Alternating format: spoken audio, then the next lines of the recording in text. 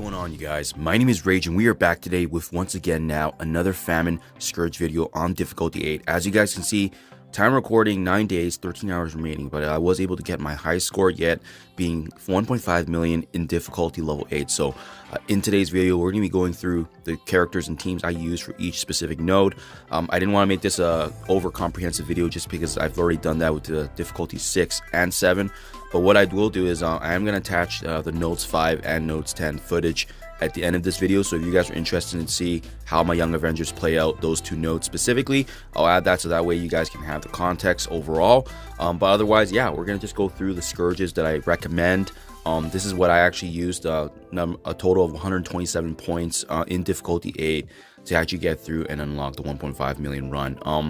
And then yeah, I'm playing it by ear. So far, I felt good. I feel like I definitely would be able to add some scourges to increase my points, but how much you want to do that based on RNG and how often you want to try, that remains to be seen. But for me personally, I actually did not have a hard time with 1.5. I only had to reset a couple nodes just to get the enemies lining up to the way I wanted and specific abilities. So let's get started, guys. And just a reminder as well, you guys, I wanted to get this video out because I won't be making any Scourge videos this weekend, so hopefully this is able to at least give you some context, especially those of you who are similarly working towards difficulty 8 and pushing as far as they can. I hope this is going to give you some perspective and ideally prepare you guys in the future here. So starting top down, I like to start with the bottom because I do believe these Scourges are more important due to the fact that they add more points, and overall it's going to increase your expected run score, right? So first and foremost, I'm sure you've seen it from other content creators already, but stay down, the very bottom one. This is a really good one, especially if you don't have Dormammu on your team. It's not going to matter if they have a revive, right? So adding that extra 30 points is absolutely huge. We'll just slowly scroll up here. There's a couple that you potentially could include here, but honestly speaking, I feel like it really took away from my experience when I was kind of testing it out. And I haven't seen any ones that don't work yet, so maybe Scopely will release another update like last time where maybe some aren't functioning as intended, but these ones all seem to be kind of somewhat working. So I definitely want to be mindful of that for my team. But Power Fatigue 2, where player character ultimate abilities cost 1 more ability energy, that's another one. Didn't see that as a big deal just because, you know, if you're managing the waves really well already, you should be able to handle it. Dark Rally, using ability energy, it's also going to grant them 1 ability energy. Not the end of the world, especially if you're managing waves correctly, and I do see that it is bearable, and it adds a pretty significant amount of points here, which is really nice. Player character healing is reduced by 20%, so I found that the most teams I had did actually have sustain and healing, so that's why I didn't really feel that impact as much. You may or may not want to use it, but adding 15 points was pretty big. Another one is unkillable. When an enemy drops below that 50% threshold, they gain death proof. Honestly speaking, if they're dropping below 50%, that means I'm in pretty much control of the enemy, so that's kind of why I figured that would be a good one. Poison Energy 2 is another good one, applying defense down for 1 turn when our ability energy is gained. Well, first of all, there's only so many characters where we actually gain energy, right? So that's why it's a good one to have. And secondly, the defense down, ideally, you're hoping that the enemies won't get an attack on you, and that's kind of all about wave management. So that's why it seemed to work pretty good for me. Power Fatigue 1, player characters special abilities cost 1 more ability energy. So similar to the one we had earlier, just costing more energy, right? Not the end of the world. You just have to be very smart when you use your special and your ultimates. Not so fast. When a player character gains ability energy, apply slow. We have Devil's Bargain 2. When a player character gains ability energy, they also gain defense down, and it's kind of similar to earlier. We just want to be mindful of that, and the defense downs do hurt, but so as long as you're doing correct wave management, should be okay. I didn't include any of the ones with HP because they do actually impact us significantly, and overall I still found my attacks did some really meaningful damage, even despite the fact that this is difficulty level 8. So that's the overview right there, guys. 127 Scourge points. We'll just go ahead and hit enter here, and I wish I saved the history here, but I'm just going to quickly go through each node in terms of the teams that work for me, because I will admit that being in a higher difficulty level compared to 6 and 7 previously, it does actually change the team dynamics. So I thought that when I originally recommended teams for 6 and 7, they would be able to be used effectively in the higher difficulties. Yes and no. It really depends on the size of your roster, but I found I did have to switch a few things up here. So that's kind of why I wanted to touch on each node, and especially if there was a pain point. So starting off, guys, node 1. Originally in my videos, I used the mixture of the Web Warriors, and I also said that, symbiotes could be viable, but for this one specifically, I found it was actually quite difficult difficult in the higher difficulty. So I did switch things up. I used the combination Cloak and Dagger with Shang-Chi, as well as having Ghost Spider, and I also brought in, for sustainability, I did bring in my Squirrel Girl because a couple things, right? She was already so big from Dark Dimension 5, and she's used in the Young Avengers mixture later in Notes 5 and Notes 10. But I also thought that, hey, maybe it's a good idea to have some more sustain, and that actually, you know, tracked it through for me. They did much better than the Web Warriors for this note. So that combination was really good because the negative conditions being offset with Cloak and Dagger made it absolutely meaningful. Next up, similar boat, Mission 2 here. The pain point here really is in the beginning with the combination of Hela and Gambit. Especially each turn, if you have Gambit attacking you, he can hit really hard if you don't have, especially with that defense down when you're getting ability energy or anything like that. So for me, I found that the Cloak and Dagger combination was essential, especially if you can get their ultimate right from the beginning. Blinding Gambit was huge because it doesn't matter even if he retaliated, it missed every time because he was blinded. So I found having that combination of Cloak and Dagger was huge here as well. I also would recommend the mixture here of symbiotes. I did have an attempt where I took 2 tries, but the symbiotes being able to take down Greg on the Hela's minions there was able to actually grant turn meter too. But keep in mind though, you may have to slot in one of them for Cloak or Dagger just to apply that blind, so that way Gambit's not doing a crazy amount of damage in the beginning, because he is going to be attacking each turn, and that's something you should be mindful of. But that seemed to work for me. So the same team for Node 1 actually did work for my Node 2 here as well. Now, mutant nodes, Mission 3, Mission 4. I think this is actually going to be the new bottleneck for these higher difficulties, because even if you don't have a Young Avengers built up, if you can't get to them, it doesn't really matter, right? Mission 3 and Mission 4 requiring mutants. Hardest part about this is just the selection of characters that we have. We still don't really have an alpha mutant team in the game. Doom 2 raids, Astonishing X-Men definitely make the most sense for sure, but that's where a lot of players will have them built up, and Mission 4 was intentionally built to counter them, so that's why I did find these 2 nodes actually being quite difficult. Mission 3 was nice in the sense that when you got to the second wave though, you know, Hela did spawn, so that was quite alright. I didn't have an issue. What helped me for these nodes specifically, if you guys have Omega Red, I did swap him in for Kitty Pryde, and she was wonderful in the sense that he can actually ability block and add a little bit more crowd controlling for our respective team, especially in the beginning of this node here where we have Dagger. If she has ability energy built up, she can ultimate right away and wipe out the team completely. So definitely aim to take her out and anybody squishy on earlier in this node, because you can actually get run over pretty quickly if you're not paying attention. So I found that Omega Red helped essentially. And that same team, that same Astonishing X-Men team plus Omega Red actually did the same work here on Mission 4. Yes, these guys were meant to counter, but it was nice in the sense that I could actually get the job done. You just need a little bit of RNG there involved. And the good news is, if you need to attempt this, by all means, go ahead and do that. I think Astonishing X-Men will still do some decent amount of work. But if you have characters like Phoenix, if you have the Uncanny X-Men built up, they would be a solid second team to attack, especially if you have Unlimited X-Men recently. I don't have them built up because of them being a new team, but they would be a very strong second B team or a top tier team to clean up here, because don't be ashamed to attempt this, because this is definitely a harder node, especially when it's designed to counter our Astonishing X-Men. And Notes 5, you guys will see the gameplay at the very end here, but nothing changed for my team. The exact same Young 5 Avengers, and to be quite honest, I found Mission 5 easier than the Mutant Nodes just because the synergy was there. We had really good sustain from Squirrel Girl, so nothing to complain there. Just in the beginning when they do the initial attack, you just have to watch for them to see if they potentially wipe anybody, but very straightforward. The only thing to kind of watch out for at the very end is Sunfire. He hits extremely hard, given how powerful he is and having his reds on this difficulty level. So someone you need to be mindful of. If you can blind him at the end, that'll be really preferential. But otherwise, I had a pretty straightforward run, as you see in the gameplay at the end. Node 6, Node 7 requiring villains. Yep, I called it from the beginning. I think these two, hands down, are the 2 easiest nodes in the game for this Scourge run. If, keyword if, you have some of the best characters in the game, and that includes Omega Red being a villain, that includes Morgan Le Fay, and that includes Dr. Doom.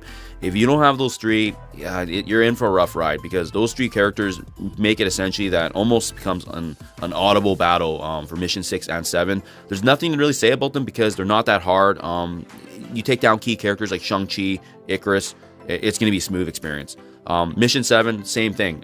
With the A-Force, not that powerful, and you have to take down magic before you can even focus on Phoenix. If you do that correctly, you're going to have a very, very smooth time, especially since Omega Red and Morgan Le Fay both scale their attacks based on health percentage. So I had a really good time with them.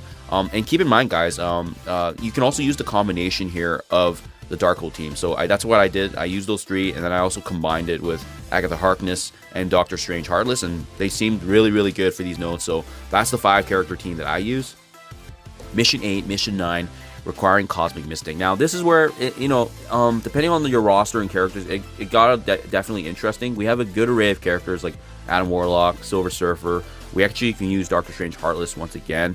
But the key really is going to be the Eternals. Having Icarus and Cersei, they're going to be carrying the boatload of the damage here, flipping positive buffs and negatives, and really being able to impact turn meter and speed meter. I didn't have an issue through these nodes, but I do admit that there were some heavier attacks happening, specifically for Mission 8. You try to take down Ghost Rider as soon as possible, but that mixture of Scarlet Spider with Spider-Punk and as well as Symbiote, they proved to be extremely powerful at the very end. They can hit hard and they can dodge. So it's something you need to be mindful of. If you have crowd control like Silver Surfer and Adam Warlock, really, really good to have in this node. Next up, with Mission 9 here being the second last one, I didn't really see any big issues. The only big one was to watch out for was Kestrel in that wave drop at the very end, especially the combination of Captain Sam and Maria Hill. But again, that 5-character team I used, having Surfer, having the Eternals, as well as mixed in with Adam Warlock. America Chavez, you can leverage her here because I'm actually not using her in the final node, just due to the fact that Miles is the better slot in. But yeah, they all seemed really useful, and the good news is you can also take multiple attempts, but nothing crazy to scream home about for these 2 nodes. Very straightforward, especially if you have the Eternals. And then last but not least, guys, Mission 10, once again requiring A-Force, Inhuman, or Young Avengers. And you'll see in my gameplay footage, I only use Young Avengers because that's honestly all you need. It's really unfortunate that they require 3 teams here, and really it's only 1 team that's even feasible. So I'm really sorry, guys. If you built up A-Force or Inhumans incorrectly, unfortunately, it seems like Young Avengers are the only team that can get it done for Nodes 5 and Nodes 10. It's seemingly so anyways. But with this initial attack here, you're going to notice that at the beginning, there is going to be some damage being taken. The big one is Icarus. I would focus on taking down key enemies like Icarus, high damage dealers. Mighty Thor was actually going to be the first character that I take down right away, just because my blind got lucky on her. But you're going to need a little bit of RNG here because the blinding from Kate Bishop is huge here. If you don't have her on your Young Avengers, it's going to be a rough time with this node. But if you have her, the blinds landing correctly, being able to take down that new Heroes as Guardians team is definitely key, and taking down any of the damage dealers, or even blinding them. If you can blind them, that's great. So that's what you're going to see in my playthrough, is that when I was able to blind characters like Mighty Thor, Black Bolt, Icarus, we're able to focus on other enemies that do damage and take them down. But again, it's going to take a little bit of luck. I don't think this was an impossible node, but there is going to be a little bit of luck involved, especially with your Young Avengers synergy and with the health pools going up and down past that 50% threshold, triggering the Young Avengers passive attacks there. So there you guys have it, a full overview of the characters and teams I used to run the 1.5 million and the Scourges. I'll quickly wrap up here and just send you guys over to my footage recording if you guys are interested in my Node 5s and Nodes 10. But otherwise, good luck with the rest of your guys' Scourge journey. Hopefully you guys are able to prep up your teams and get them high as possible to maximize those rogue shards. Thank you as always, you guys. It's been a busy with this event, but so far I'm liking everything that's been played out so far. So thank you as always, you guys. Do appreciate you checking my videos, and I'll see you guys in the next one.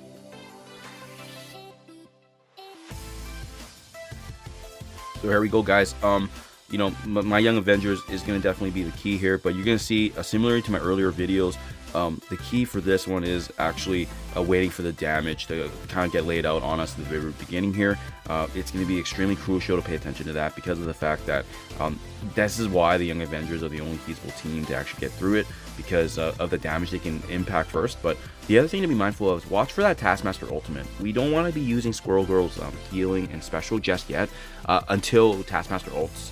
So that way, when we're blinded, the bleed, so forth, we can actually cleanse all that right away. And don't be worried about your Young Avengers getting weakened over and over, because this is how their passives actually activate, and this is how we're going to do the bulk of our blinding and damage mitigation, right? First and foremost, though, after you can activate that heal and get us back to full HP almost, we're going to start things off by taking down Doctor Strange Heartless. He's definitely going to need to be one of the first or the very first to go, just because of his damage. And in these Scourges, when we have these actual Scourges activated, they're going to have more energy than before. And if he activates an ultimate on us, it's extremely devastating. The main reason we're focusing on OG Doctor Strange afterwards is because he can actually revive Doctor Strange Heartless. So that's why we want to be able to do that right away and take both of them down. And then afterwards, it's going to be business as usual. We're going to be focusing on damage dealers, characters like Baron Zemo, Taskmaster, Hela. Get them out of the way, so that way in the next wave that comes, there's going to be a good amount of damage dealers already. But by taking these guys out of the way, it's going to streamline our experience overall. There we go. So we go ahead, we finish off Hela here. And then, yeah, like I said, I would recommend characters like Baron Zemo and Taskmaster Yellow Jacket afterwards, just because in the next wave, we are going to be up against a Sunfire with 2 Elsas, and they are extremely powerful. And you'll see in the next wave, when it actually drops, our focus will be getting Sunfire out of the way, because I think a lot of players are going to, they don't expect how much damage he can actually do, and you really do not want him activating his key abilities on our team. So we'll go ahead here, finish off Baron Zemo. And again, just loving all the passive damage that we do with the trigger. So and as well, yeah, sorry, I forgot to mention Ebony Maw comes into the play here as well, but not a big deal. Like I said, so as long as we focus on the main damage, again, like just cleaning up the rest of them. If Yellow Jacket's weak, characters like him, get them out of the way. But then the key focus will be Sunfire, because like I said earlier, I think a lot of players are not going to expect that damage outburst from him, and he can do a lot of damage. So that's why you just don't want to make sure he can wipe your team without paying attention. So that's why it's extremely important to focus on that, guys. And then afterwards, taking down Sunfire here, yeah, everybody's also straightforward. Just start cleaning up, and then in this meantime too, when you guys do take down both the Elsas, start saving those basic attacks, right? Start using them and saving the energy, so that way your allies will be ready to go, specifically for the last node. And I will have to say too that I won't be using America Chavez in the last node, so feel free to use all her abilities. But the main reason is because I'm actually going to bring in Miles Morales, and you'll see why, because of his disruption. That's actually more useful in the very end than the HP boost that we get from having Chavez and her damage. So there you guys have it, nodes 5. Now let's switch gears here into nodes 10. And there you guys have it, 710k total team power, swapping out Miles Morales for America Chavez here. So as you guys can see, right from the very beginning here, very similar to Nodes 5. There's going to be a little bit of damage outburst, not as much, just because Icarus has that speed advantage. But from the very beginning, I do recommend, if you have Squirrel Girl, activating the ultimate, and the beautiful thing about her abilities, activating all the offense down. So it really does reduce the damage and mitigation. And just helps us, our team, with survival overall. We already got a blind right away on Icarus, so that's huge. And then the key reason we're bringing Miles is activating his ultimate on Sif. And the main reason for that is because she's got the taunt, and she's going to be soaking up damage. By disrupting her, we really get that out of the way, and that's why it's extremely useful.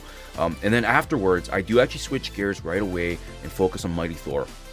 And let me know if this works for you guys, but I found this helped me extremely well, because by taking down at least one of those 2 new Hero Asgardians, I found that it really kind of streamlined this node run experience here. So Ms. Marvel granting the energy back, but you can see here we do rely on them hitting us as well, getting us below that 50% threshold, because by having some blinds, it buys us time. You can see Icarus, and as well as Cersei.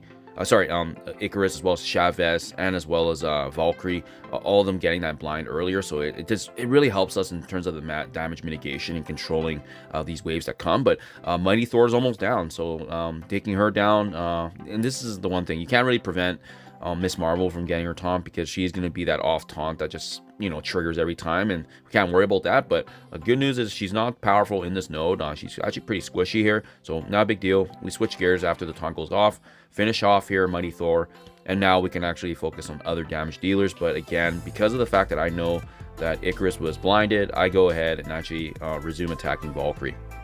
You just don't want these new characters to be around, especially when you're not aware of their abilities, and as well, they just got the reworks and so forth with the stat boost. So facing up against these newer characters is always kind of like an X factor. That's why if you can take them out as soon as possible, I think it's going to streamline your guys' playing experience here. And there we go. And you can see, try to keep all the enemies, you know, pretty low HP, like what you see on screen here, just because it's going to be able to allow us to clean this up, even with the next wave coming. So Valkyrie and Mighty Thor down now. So those are really the first two that you want to see if you can aim for, ideally. Especially if your Icarus here that you're up against does get blinded. That was a really good RNG for me, just because he hits really hard, as you can see right there with his attack. Unfortunately, we actually lose one of our young Avengers, so not according to the game plan. Miles does go down, but that's okay. You'll see in this node attempt that it's not gonna be perfect, but we'll get the job done even with man down.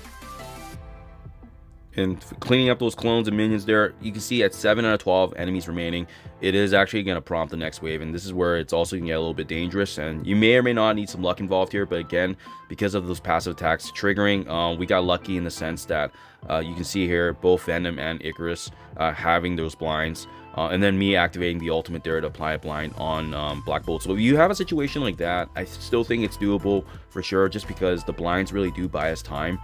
Even if we don't have the full team alive right now, they're going to be able to give us those turns. And again, if you give time to Squirrel Girl, she's going to get her heal back and her offense down, and it's going to be a back and forth, right? So especially if you have Kate Bishop applying those blinds naturally. So really good. These negative conditions really sticking, especially characters like Black Bolt wasting his ultimate once he's blinded. It works extremely well for us, because those attacks would be the ones that typically would wipe our team, but instead they do nothing whatsoever. And same likewise there for Icarus. And highly recommend to take down X-23, just because, you know, she has one of the highest damage there. She's got good self-sustain with dodging, so good to focus on her. And then afterwards, if you can take her down, I think taking down the highest damage dealers makes the most sense. Leaving characters like Venom, Miss Marvel, Crystal for the very end is ideal because of the damage output.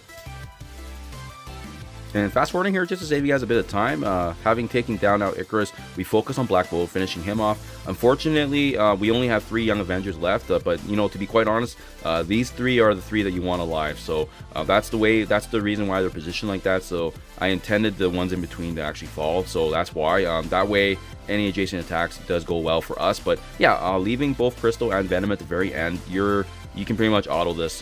They're not going to be able to take down the combination of these 3, and this is where node 10 gets wrapped up, guys. Very straightforward. Like I said, I don't think it's as hard as the node 10 that we saw in the last Scourge event, but I do think it's more restrictive in the sense that there's less theory crafting involved here. You know, give us 3 teams to use, but it's honestly the young Avengers that are only going to be the only ones that can make a meaningful dent here. So there you guys have it, hitting the high score of 1.5 million.